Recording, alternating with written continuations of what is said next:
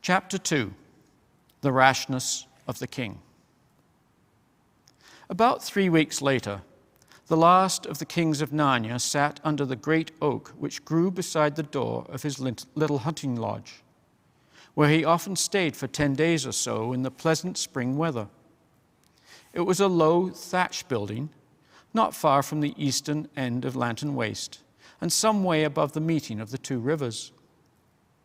He loved to live there simply and at ease, away from the state and pomp of Cair Paravel, the royal city.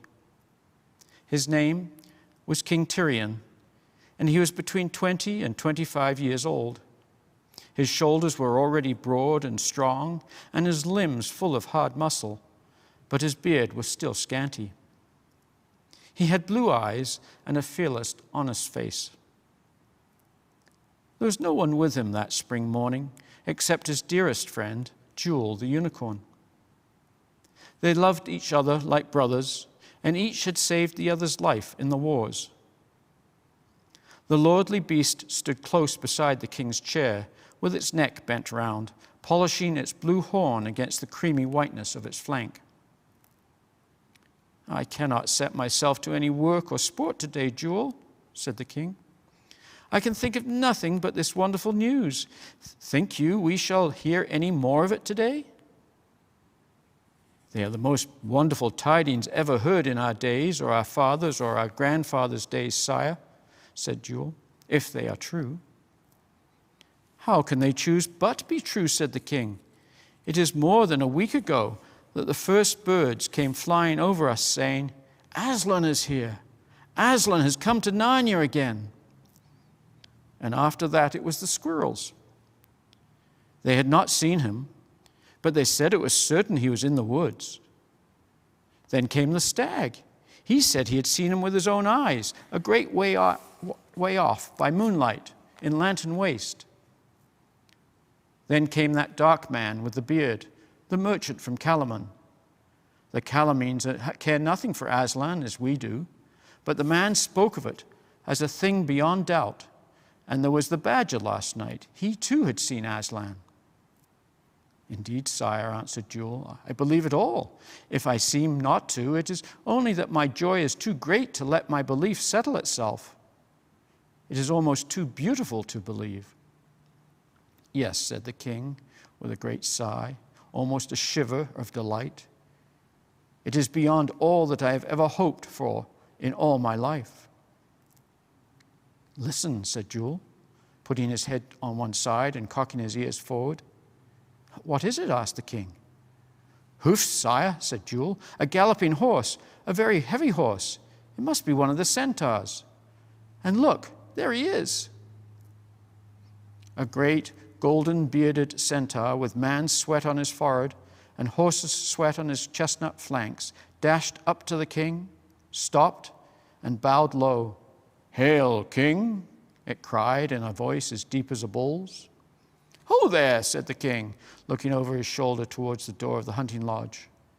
"A bowl of wine for the noble centaur. Welcome, Runewit. When you have found your breath, you shall tell us your errand." A page came out of the house carrying a great wooden bowl, curiously carved, and handed it to the centaur. The centaur raised the bowl and said, "I drink first to Aslan and truth, sire, and secondly to your majesty." He finished the wine, enough for 6 strong men, at one draught, and handed the empty bowl back to the page. "Now, Runewit," said the king, "do you bring us more news of Aslan?" Runewit looked very grave, frowning a little.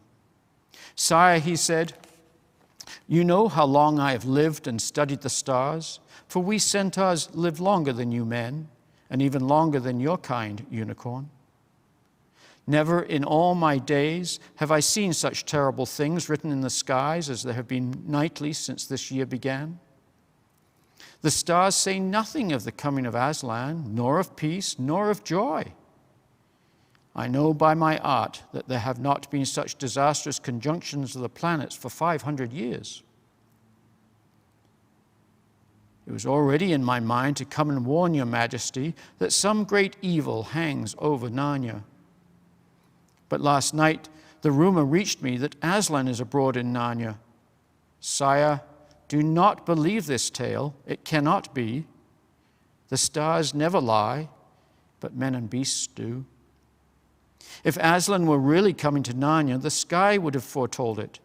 If he were really come, all the most gracious stars would be assembled in his honor. It is all a lie. A lie, said the king fiercely. What creature in Narnia or all the world would dare to lie on such a matter? And without knowing it, he laid his hand on his sword hilt. That I know not, Lord King, said the centaur, but I know there are liars on earth. There are none among the stars. I wonder, said Jewel, whether Aslan might not come, though all the stars foretold otherwise. He is not the slave of the stars, but their maker. Is it not said in all the old stories that he is not a tame lion? Well said, Jewel, cried the king. Those are the very words, not a tame lion.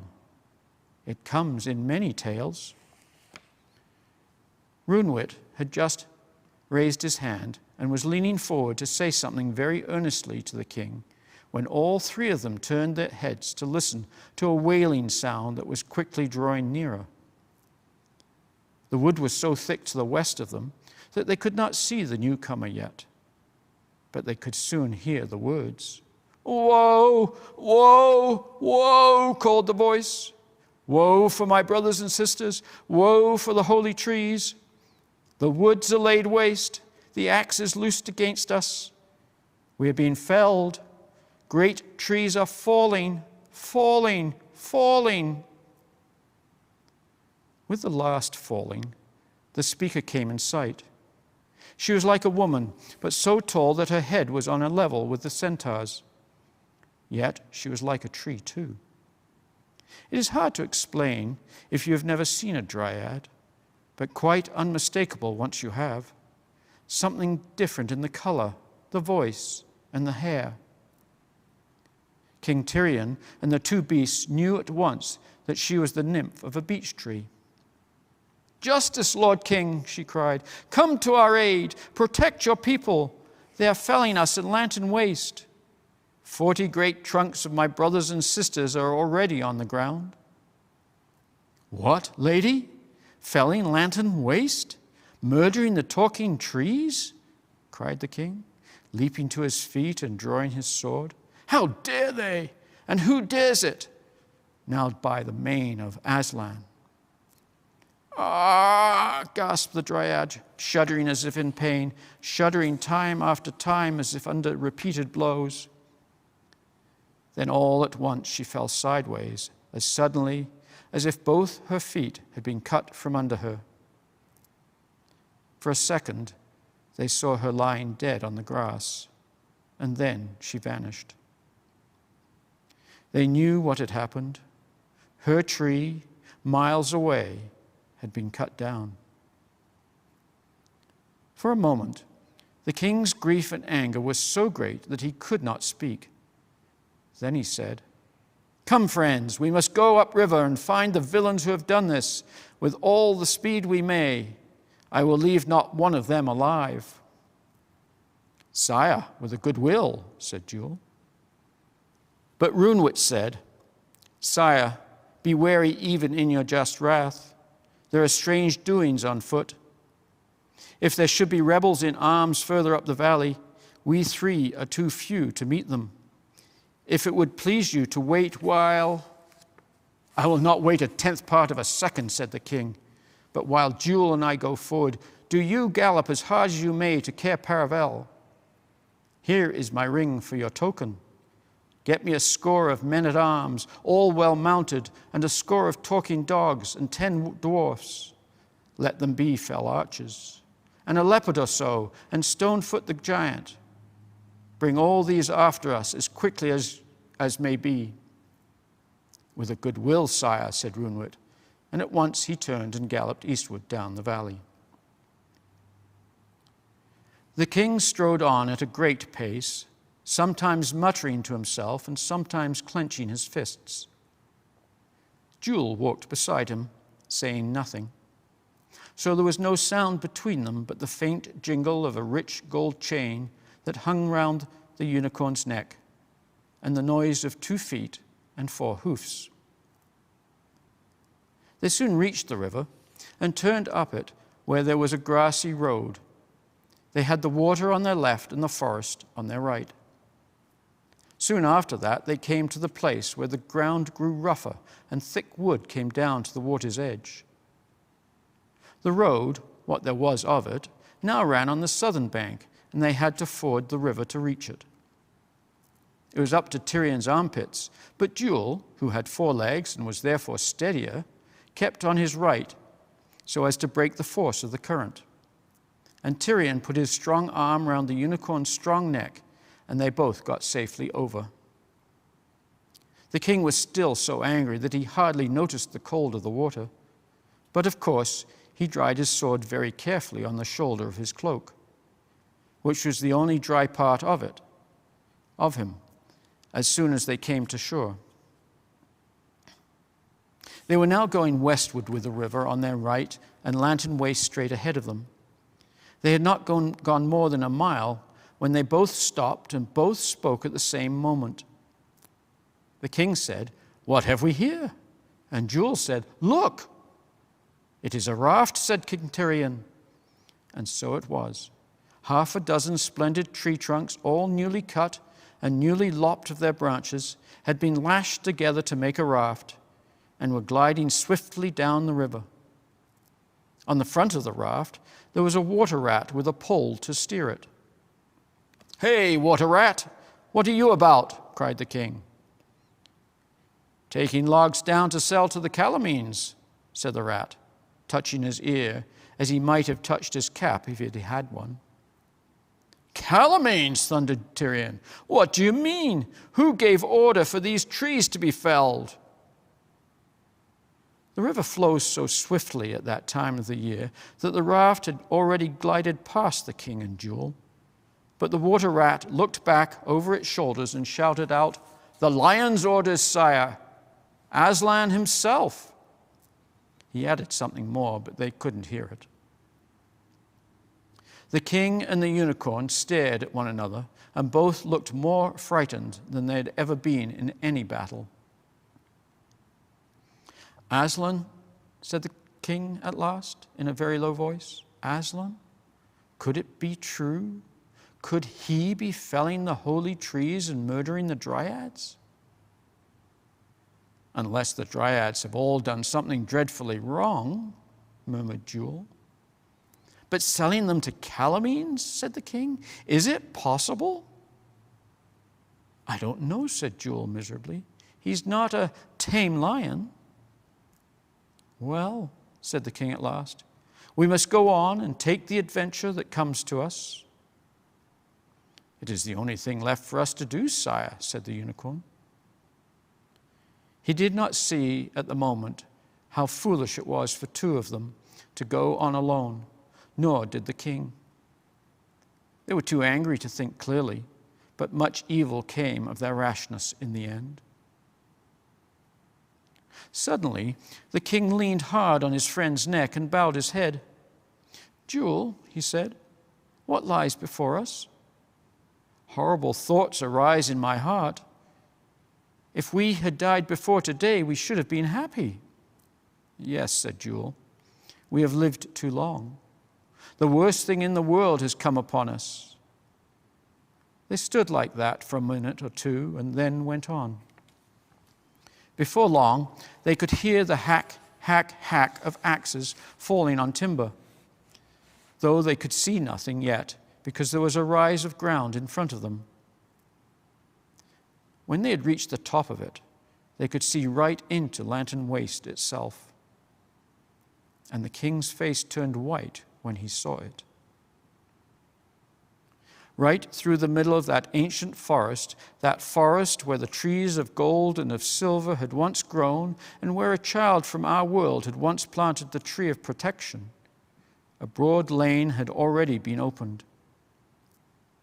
It was a hideous lane, like a raw gash in the land, full of muddy ruts where felled trees had been dragged down to the river. There was a great crowd of people at work, and a cracking of whips, and horses tugging and straining as they dragged at the logs. The first thing that struck the king and the unicorn was that about half the people in the crowd were not talking beasts, but men. The next thing was that these men were not fair-haired men of Narnia.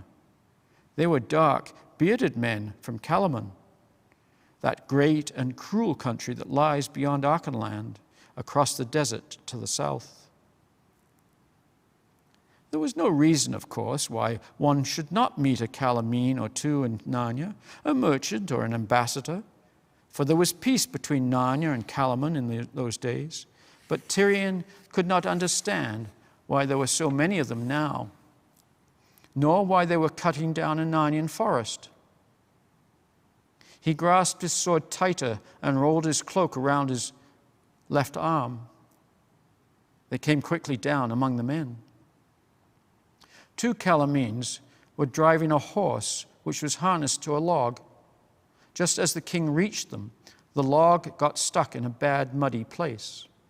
"Go on, son of sloth! Pull, you lazy pig!" cried the Calamines, cracking their whips. The horse was already straining himself as hard as he could. His eyes were red, and he was covered with foam. "Work, lazy brute!" shouted one of the Calamines. And as he spoke, he struck the horse savagely with his whip. It was then that the really dreadful thing happened. Up till now, Tirian had taken it for granted that the horses which the Calamines were driving were their own horses, dumb, witless animals like the horses of our own world. And though he hated to see even a dumb horse overdriven, he was, of course, thinking more about the murder of the trees. It had never crossed his mind that anyone would dare to harness one of the free talking horses of Narnia, much less to use a whip on it. But as that savage blow fell, the horse reared up and said, half screaming, "Fool and tyrant! Do you not see I'm doing all I can?" Then Tirian knew that the horse was one of his own Narnians. There came over him and over Jewel such a rage that they did not know what they were doing. The king's sword went up, the unicorn's horn went down. They rushed forward together. Next moment, both the Calamines were dead, and one beheaded by Tirian's sword, and the other gored through the heart by Jewel's horn.